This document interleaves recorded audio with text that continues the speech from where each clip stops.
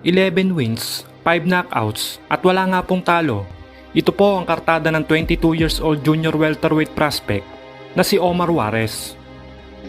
Hindi nga po basta-basta itong si Juarez. May malakidlat na mga kamay at may magandang head movement at talaga namang masasabi mong may kisig nga ang boksingerong ito.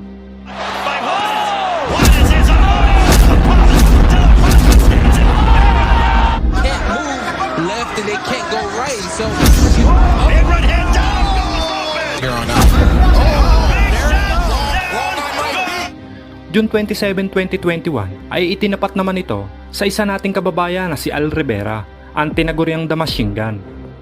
At pagdating nga po ng mismong laban, ay agresibo agad ang mga banat itong undefeated. Sa suntok na kanyang mga binibitawan, ay tila ba gusto nang tapusin agad ang laban.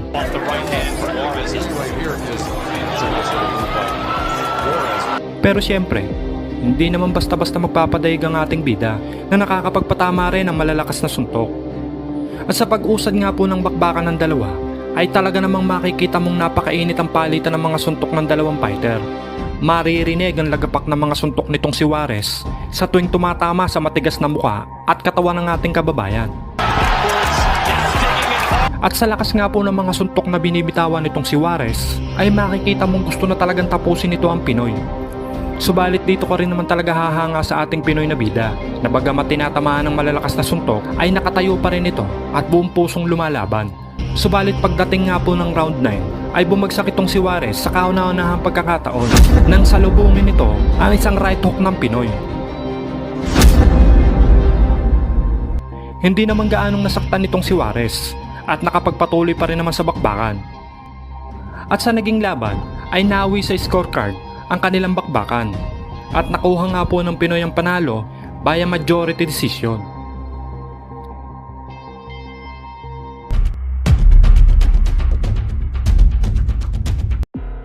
Taong 2019, isang undefeated Russian fighter ang nakasagupa ng Pinoy, ang Russian prospect na si Mikhail Alekseev na noong mga panahon na yon ay may record na 12 wins, 4 knockouts at wala nga pong talo. Hindi nga po biro ang boksingerong ito, sapagkat ito rin ang boksingerong nagbigay ng kauna-unahang talo sa kababayan nating si Romero Duno.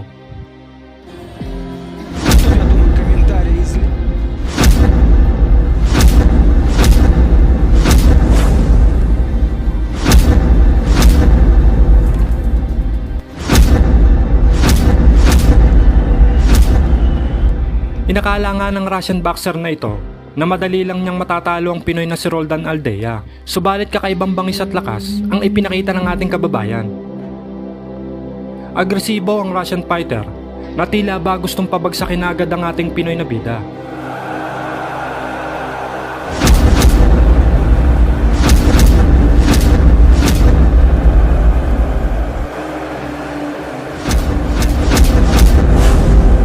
Subalit pagdating nga po ng round 8 ay ginulat ng Pinoy ang mga Rusong manonood nang pabagsakin ng ating bida ang kanilang pambato.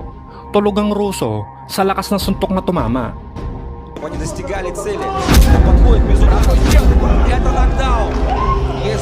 Isang left uppercut mula sa ating bida ang tuluyang tumapos dito kay Alekseev.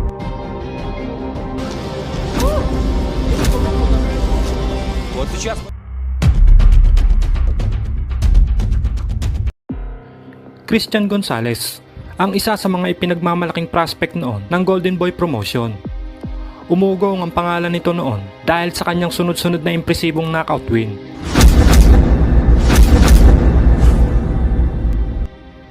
Kaya naman bilang pampataba raw sa kanyang kartada, taong 2017 ay itinapat naman ito sa isang Pinoy na si Romero Duno. Llamadong-llamado nga po pagdating sa pustahan ang makakatapat ng ating bida, sapagkat noong mga panahon na ito ay hindi pa kilala ang ating kababayan at ito ang kanyang unang pagkakataon na mapalaban sa Amerika. Sa magaganap na laban, si Gonzalez ay may impresibong record na 16 wins, 14 knockouts at wala nga pong talo. Habang ang ating Pinoy na bida ay may record naman 13 wins, 11 knockouts at may isang talo. Bago ang laban ay marami nga pong nag-aakala na magiging isang madaling laban lang ito para sa undefeated na Meksikano. Subalit ang hindi nila alam ay may pamatay na kanan ng Pinoy. At pagdating nga po ng mismong laban, ay naging agresibo agad ang mga banat itong si Gonzales. Napilit idinidikit sa lubid ang ating bida upang makorner at makapagpatama ng solid. Pero syempre, hindi naman basta-basta magpapadaig ang ating bida, kung saan nga ay gumaganti rin ng mga solidong patama na talaga namang iniinda ng kalaban. Very aggressive. Establishing his jab, which I said earlier on, I think is key to the fight. You know, I think his punches are definitely looking stronger and more effective than his punches right now. This is Ruthless Romero Duno. Ruthless in the ball in the Philippines. He will stand there with you. And you know what the problem is right now? He's standing in. A lot of people watching this fight all over the United States. In Carson, from Tamaulipas, Mexico. He's watching us in Lake Elsinore. Pro debut on the Canelo Chavez card in Las Vegas. You know you did. At bago nga po matapos ang first round, ay isang solidong kanang suntok ang sumapol sa mukha nitong si Gonzales. Dahilan para bumagsak ito at mabilangan ng referee. Because, you know, it was Oh! And he goes down here in the first. he's definitely hurt. He's hurt. Tumayo pa rin naman ito at nagpatuloy sa laban. Subalit makikita na hilong-hilo ito sa suntok na tinamo mula sa Pinoy. Maswerte na lang at nakaligtas pa sa unang round dahil saktong naubos na ang oras. Clock. Final seconds of the first round. And he has no idea where he's at. Big first round there, you know, Chip. At sa mga sumunod na round ay makikitang wala pa rin takot na nakikipagsabayan nitong si Gonzales sa ating kababayan. Agresibo at sugod pa rin siya ng sugod. Kaya naman, isang malutong na right hook ang muli nga pong sumapul sa mukha nitong si Gonzales na siyang tumapos sa laban. Not let him unfurl his quick hands from the out number 2 as he gathers his legs. Because Ciampa's just walking forward right again, the same way as he got caught in the last time. Again, Oh! gets caught for the second time. An overhand right by Duno, right on the chin. Drops Chimpa Gonzalez. His eyes are glazed. I don't know if they're going to let him keep going. It's And it is over. A At dahil sa minahina niya ang Pinoy, stretcher ang inabot nitong si Gonzales. You know, Ryan Scalia tweeted at us here, said that was a different Duno than the one that fought Alexiev in Russia.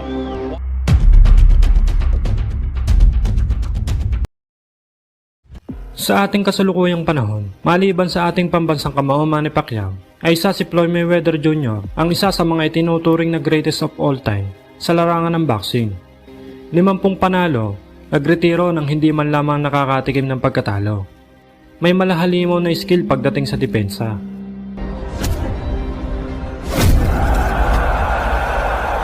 Kaya naman kahit sinong makalaban niya ay hirap kapag siya ang kaharap.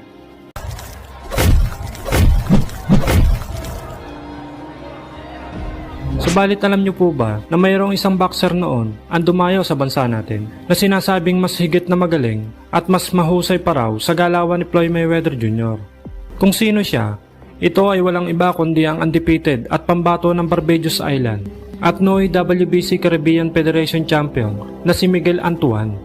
Taong 2012 na makasagupa nito ang kababayan nating si Jason Pagara para paglabanan ang WBO International Junior Welterweight title na noong mga panahon na yan ay hawak nga ng ating Pinoy na bida. Naganap ang kanilang sagupaan sa Mall of Asia, Pasay City. Noong mga panahong ito ay may malinis na record itong si Miguel Antuan na 17 wins, 9 knockouts at wala nga pong bahid ng pagkatalo. Samantalang itong si Pagara naman ay may record namang 29 wins, 18 knockouts at 2 talo. Bago mangganap ang kanilang sagupaan ay kumpiyansa itong dayuhang undefeated na madali niya lang daw matatalo ang Pinoy champion. Sa katunayan, hindi pa nga nag-uumpisa ang kanilang laban ay pinaplano na ng kampo nito na pagkatapos daw tapusin si Pagara ay susunod daw nila ang ating 8th Division World Champion, ang ating pambansang kamao Manny Pacquiao.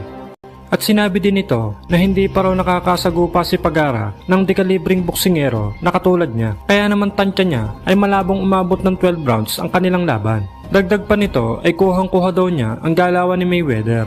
Ngunit ang kaibahan lang daw nila ay mas mabilis at di hamak na mas malakas ang mga suntok niya kaysa kay Mayweather. Easy fight lang daw si Pagara. Ngunit sa mismong laban, unang round pa lang ay tila naging alarm clock ang mga kamao nitong si Pagara dahil sa lakas ng mga patama na gumising sa malalim na panaginip nitong Barbados fighter. Halos 1 minuto pa lang ang nakakalipas nang sumapol ang isang left hook sa may bandang temple ng ulo ng dayong undefeated. 18K. He hurt him. He hurt him. He hurt him with that left. Sa lakas ng tamang sumapol dito, ay tila natauhan nitong si Miguel Antuan na iba pala talaga ang Pinoy fighter kapag mismong kaharap mo na sa ibabaw ng ring. Seryoso ka talaga to. Dalawa. Earlier in the locker, so he was speaking to their psychologist now. Talk to the psychologist now. That was a good straight for Antoine. Barbados and they play cricket, but he looks like a fairly decent boxer. He is a very decent boxer. Makikita mo marunong sa mag-counter eh. Yeah, look at that muscle. They're very muscle evenly, now. no? They're very evenly. Yung style nila eh. Marunong mag-counters. They're not too overly fast. Halos 30 segundo bago matapos ang round 1, ay dito na sumapol ang malahalimaw na kanang suntok ni Pagara sa mukha nitong dayong undefeated. Philippines in red.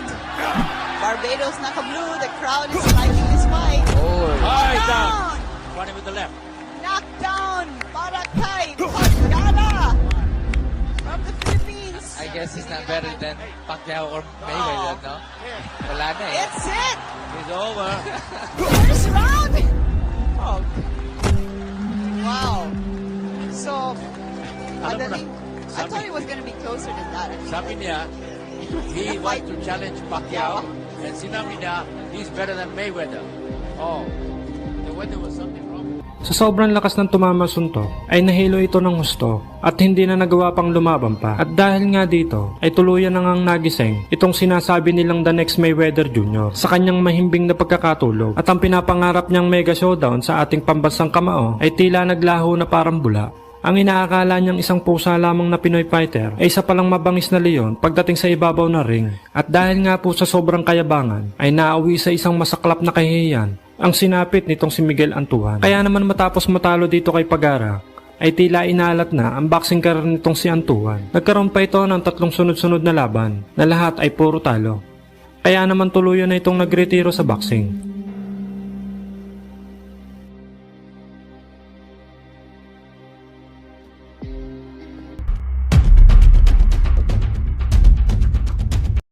May 25, 2016, nang maagaw ng tinaguriang angas ng Pinas Janriel Cuadro Alas Casimero ang IBF World Flyweight title sa madayang undefeated na Thai fighter na si Amnat Ruin Ruin. Here's the replay. Oh, look at that. And a traded hook. Counter left hook. Amnat's was blocked, but Casimiro's landed flush on the chin. And Look at then this. finally, the left hook to the body. Yeah. 1, 2, 3. Halos 3 buwan lang ang lumipas. September 10, 2016 ay muli nga po itong isinagupa sa isa pang undefeated fighter at ito nga po ay sa taga-UK na si Charlie Edward, isang dating European bronze medalist na may malawak na karanasan pagdating sa amateur boxing, kung saan ay nagawa nga po nitong manalo ng ilang gintong medalya sa Great Britain at English national competition. Noong mga panahong ito, bago ang kanilang laban ay bitbit ni Edward ang malinis na record na 8 wins, 3 knockouts at wala nga pong talo. Habang ang ating Pinoy na bida ay may record naman 22 wins, 14 knockouts at 3 talo. At ito nga po ang kauna-unahang pagdepensa ni Casimero sa kanyang hawak na titulo. Marami nga po noon na nagsasabi na masyado pang maaga para sa boksingerong Briton na lumaban para sa isang major world title fight. Ngunit ayon nga po mismo dito kay Edward ay kaya na daw niya at kumpiyansa siya na maaagaw niya raw ang titulo sa kababayan natin na si Casimero. I feel ready, I'm confident I can do the business. I've looked at Casemiro and I really do believe that I'm going to take that title away from him and I'm going to take it in style. I'm going to introduce myself to the world scene on Saturday. At sa mismong weigh-in nga po bago ang kanilang bakbakan ay niyabangan pa nito ang Pinoy.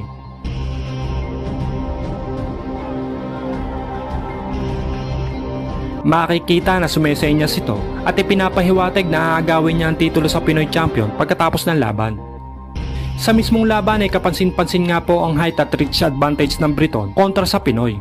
Subalit kahit ganoon ay hindi naman ito naging problema sa ating bida, bagkos ay nangibabaw pa rin ang malawak na karanasan nito pagdating sa laban. Arka arkaya 2 tane. Ve şimdi maç alevlenmeye başladı gibi. 4. roundda. Şimdi bir aparkat. Arkasından yumruklar sert şekilde devam ediyor Filipinli boksör. İngiliz'i yakaladı gibi. Tecrübesiyle aslında ezmesi lazım. Şu ana kadar bunu göstermedi. Ağırlığını koysa maça ciddi pozisyonlar yaratabilir. At pagdating nga po ng round 10 ay dito na tuluyan naglaho ang pangarap ng Briton na maging isang world champion. Matapos ipalasap ni Casimero ang napakalakas na counter lepok sa panga nito. Aparkat tutmadı. Ve bir sol koşu, inanılmaz bir sol koşu. İngiliz boksör ayağa kalkamıyor. Fena yıktı. Tumayo pa naman itong si Edward para magpatuloy sa laban. Subalit hindi na nga po binigyan ni Casimero ng pagkakataon para makarecover pa.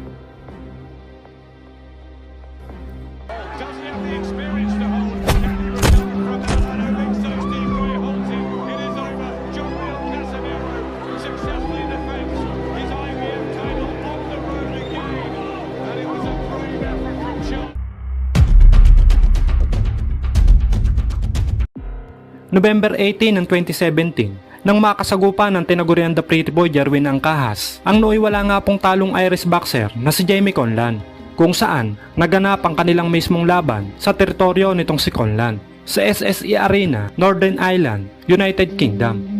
Ito nga po ang ikatlong pagdepensa ng ating Pinoy champion sa kanyang IBF World Super Flyweight title. Bago ang kanilang laban, sa kaparehong taon ay 2 beses munang nadepensa ng ating bida ang kanyang hawak na titulo, at ito ay kina Jose Alfredo Rodriguez ng Mexico at sa Hapon na si Tero Konoshita. Habang itong si Conlan naman ay nagkaroon lamang ng isang laban noong taong 2017 kontra naman sa Nicaraguan boxer na si Yader Cardosa, kung saan napanalunan nito ang bakanting WBC International Silver Super Flyweight title.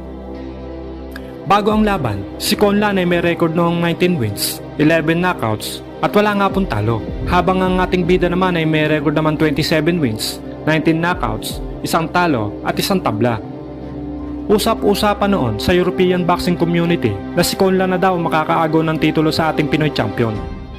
At kahit nga po mismo itong si Conlan ay tiwala sa kanyang sarili na madudurog niya ang Pinoy sa laban.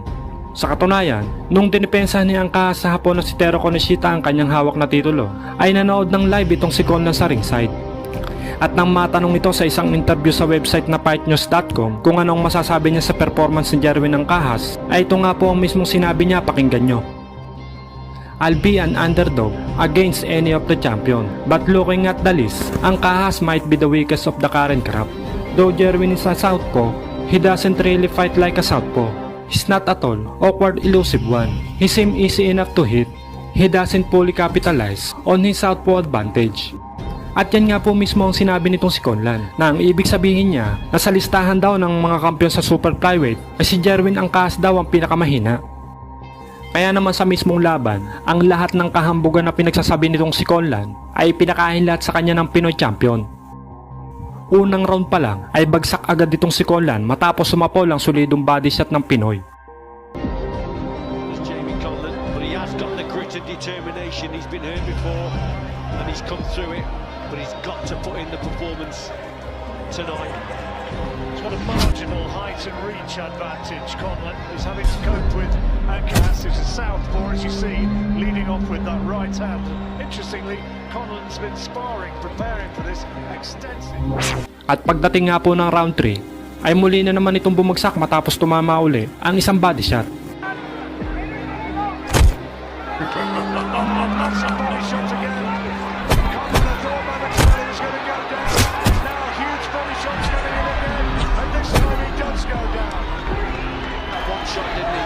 To the body, there it is, it's just a straight left hand.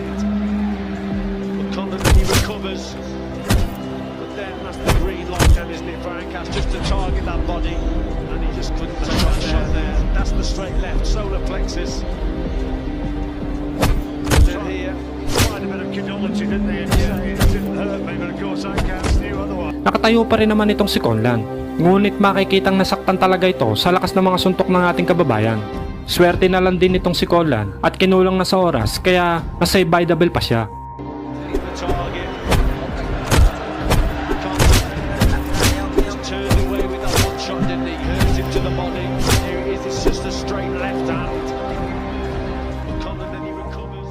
Sa mga sumunod na round ay halos nagpapagulpi na lang itong si Conlan sa ating bida.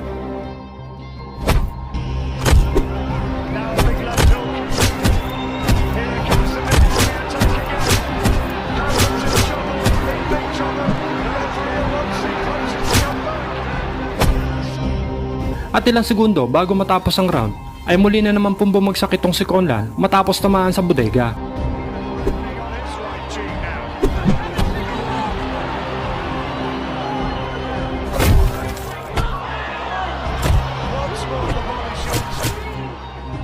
Makikita na parang gusto na ring umayaw nitong si Conlan sa laban. Ngunit kahiyaan na lang din sa harap ng kanyang mga kababayan, kaya pinipilit niya na lang din makasurvive.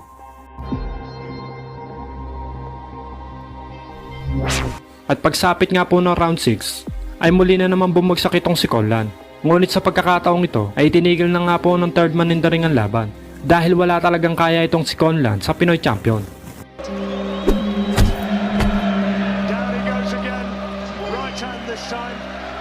It was round the back of that, but it was more on the side, looking a little bit bemused, and he stopped it.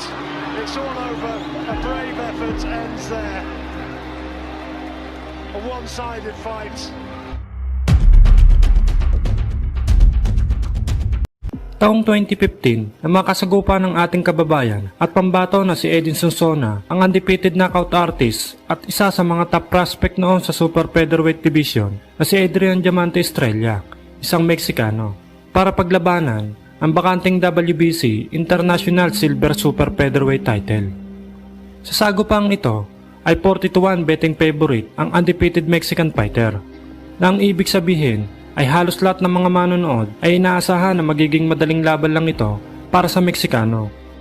Sapagkat sa kartada pa lang nitong 22 wins with 20 knockouts at wala ngang talo, ay talaga namang iisipin mong medyo tagilid dito ang dayong Pinoy fighter. Ngunit sa mismong laban, ang inaasahan ng lahat na isang easy fight para sa undefeated Mexican fighter ay mauwi pala sa isang huge upset para sa isang heavy underdog na Pinoy. Hindi umubra ang pagiging knockout artist nitong si Estrella kay Sonsona, kahit ang height at reach advantage nito o ang home court advantage man ay walang naitulong sa kanya sa laban. Dahil nasa kanya man ang halos lahat ng advantage, ay baliwala naman ito kay Sonsona, sapagkat tila alam nitong si Sonsona ang galawan ni Estrella bago pa man mag-umpisa ang laban. Unang round pa lang ay makikita na ang lakas ng Pinoy fighter. Napabagsak pa nga nito ang Meksikano matapos tamaan ng isang right hook. Ngunit ang hatol ng third man in the ring ay nadulas lang daw itong Meksikanong fighter. Kung ating papansinin, ay halos puro wild power shot ang binabato nitong si Sonsona. Samantalang itong si Estrella naman ay panay lamang ang jab at tila maingat na nag-aabang na magandang pagkakataon upang makapagpatama ng isang malinis na counterpunch. Bagamat heavy underdog nga itong si Sonsona sa labang iyon, ay pinutunayan naman ito sa lahat na ang ginawa ng kampo ng Meksikano na pag-cherry pick sa Pinoy fighter ay isang napakalaking pagkakamali. Sapagkat ang inaakala nilang easy fight at pataba lamang sa kartada nitong si Estrella ay siya palang magbibigay bangungot at wawasak sa malinis na kartada nitong undefeated Mexican fighter. Halos 11 segundo pa lamang ang nakakalipas nang mag-umpisa ang ikalawang round ay sumapol ang isang napakalakas na looping right hook sa panga nitong si Estrella.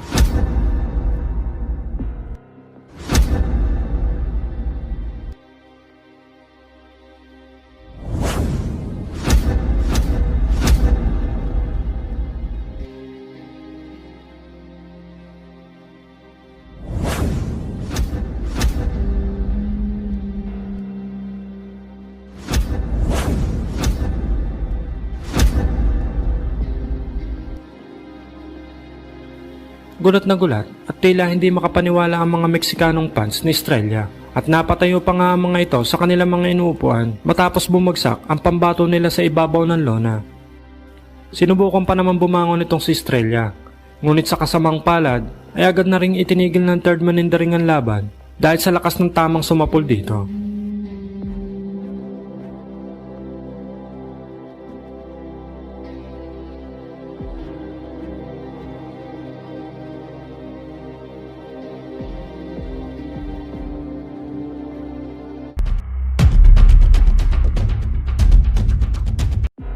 March ng 2022 ay isa na namang undefeated prospect mula sa Argentina ang nakatapat ng ating kababayan, ang bata ni Maidana na marami ang nagsasabing susunod raw na boxing superstar ng Argentina na si Mauro Gauto, kung saan ay naipares nga po ito sa isa nating kababayan, ang pride ng Agusan del Sur na si Miel Fajardo.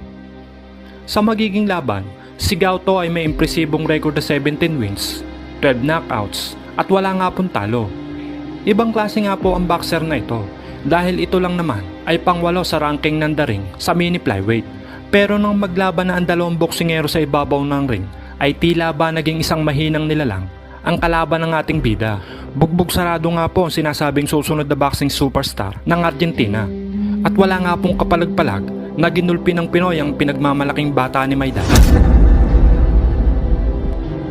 About the throw, and as he does it, It'll be very surprising if he doesn't get the win. Big left hand again there. Hit by left hand, but he's trading here, which could be a problem. Good upper body movement from him. He shifts another left hand. Big left hand again there. He touches down with the glove. It was a knockdown. The referee didn't give it a second. He's given him extra time there. He missed the knockdown. There was a touchdown with the glove, which he missed. And then he was put down. Fajardo just looking for that left hook every sitting in round 2. oh, good shots. Oh, Another big left hand, and he's taken those two somehow.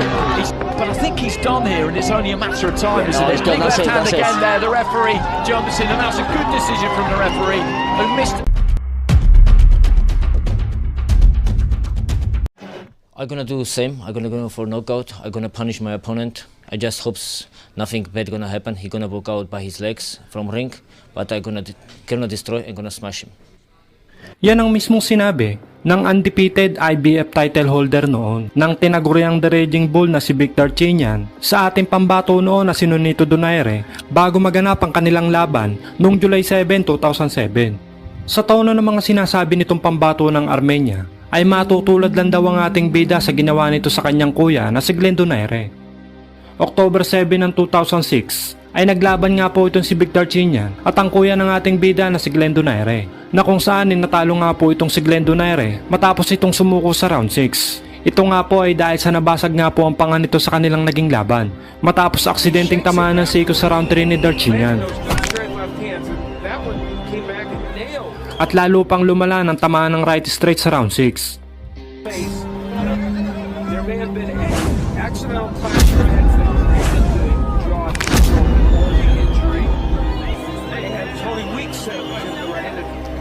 Samantala, halos isang taon lang ang lumipas ay nabigyan nga po ang ating bida upang sumabak para sa isang world title fights. At ito nga po ay para harapin ang dumurog sa kanyang kuya, ang pambato ng Armenia na si Victor Chinian.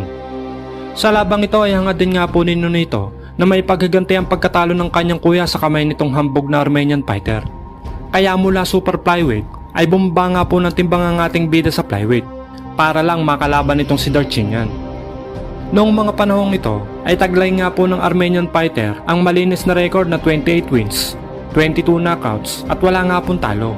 Habang ang ating bida naman ay may 17 wins, 10 knockouts at isang talo. Masasabi nga po natin na hindi nga po basta-basta ang makakatapat ng ating bida. Halimaw nga po ito kumbaga.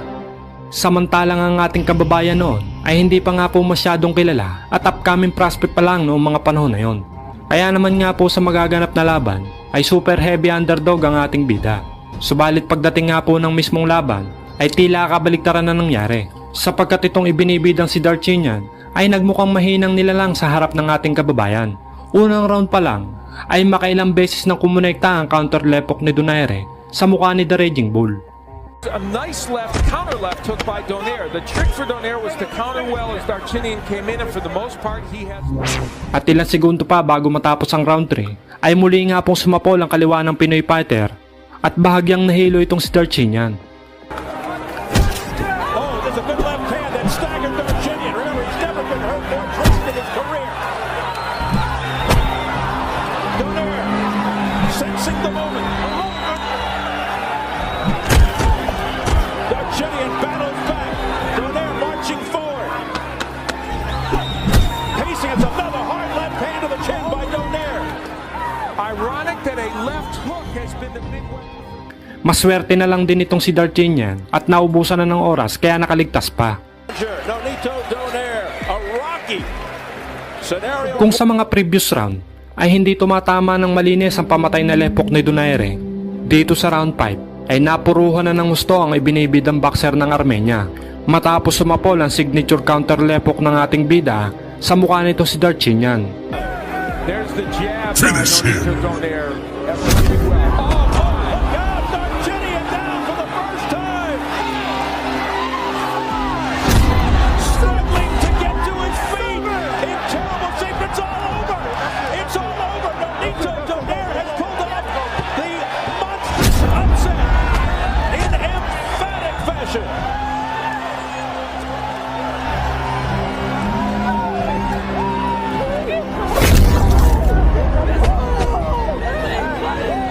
Fatality. Sa lakas nga po ng tamang sumupol, bagamat nakatayo pa itong si Darchinyan, ay makikitang wasak na talaga ito at hindi na kaya pang magpatuloy pa. At dahil dito, ay tagumpay nga po ang ating bida na may pagiganti ang kanyang kuya sa kamay ng hambog na si Darchinyan. At naagaw pa nito ang IBF Flyweight title. At ang pinakamatindi nga po dito, dahil sa ganda ng knockout win nito, ay itinanghal ito bilang 2007 Knockout of the Year at Upset of the Year ng The Ring Magazine.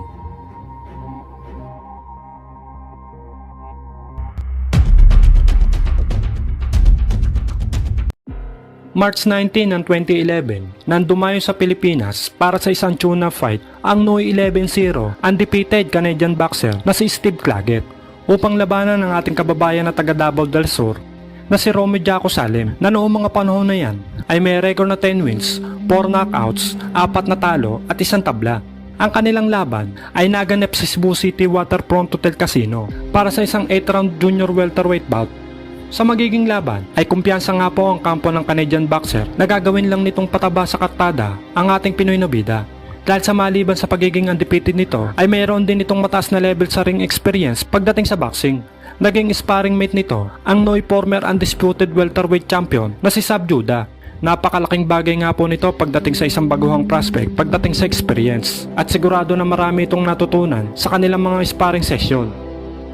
Maliban sa walang talo at experience nitong si Claggett ay idagdag mo na din ang kahambugan nito sa katawan sapagkat sa kanilang weigh-in bago ang kanilang mismong laban kahit na dayo sa ating bansa ay walang alinlangan itong dinaragdarag ang ating Pinoy na bida sa harap ng mga kababayan nating Pinoy. At marami itong pinagsasabing trash talk sa kanilang face-off, literal na in your face. Is that your best? You will never win. You weak, pathetic fool. Prepare to die. You are nothing. You are pathetic.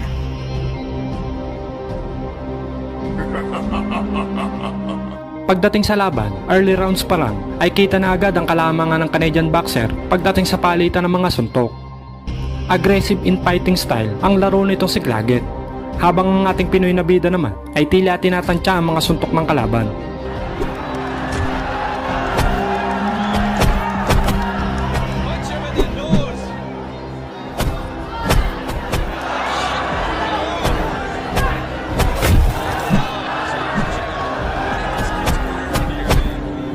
At pagsapit ng ikatlong round ay dito na nagawang ipamalas ng Tinagurian the Dragon ang bangis ng kanyang kamao matapos itong pabagsakin ng Pinoy ng 2 beses.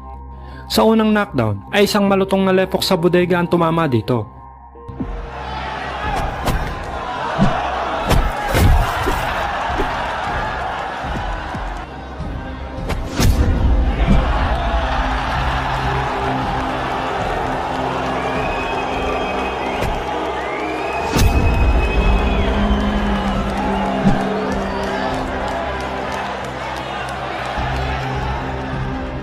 At ilang sandali lang ang lumipas, sa ikalawang pagkakataon, muli ay isa na namang left hook ang kumonekta sa katawan ng Pinoy fighter.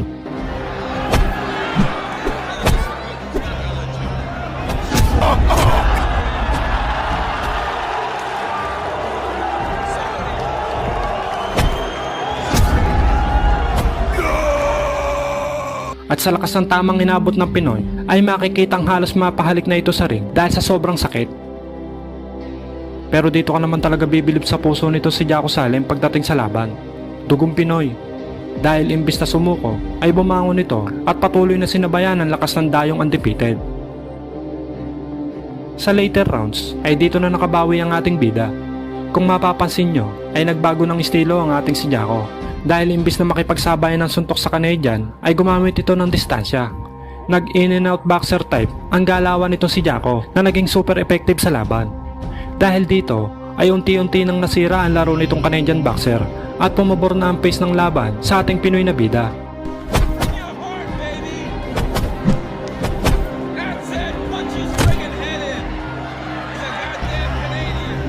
At pagdating na round 8 ay mas tumindi pa ang mga palitan ng mga suntok ng dalawang fighter. Subalit sa mga huling minuto ng round ay mas nanaig pa rin ang lakas ng ating kababayan. Sapagkat hindi na nito pinaporma ang maangas na si Claggett. Nabugbog na ito ng husto, kaya naman itinigil na ng third man in the ring ang laban.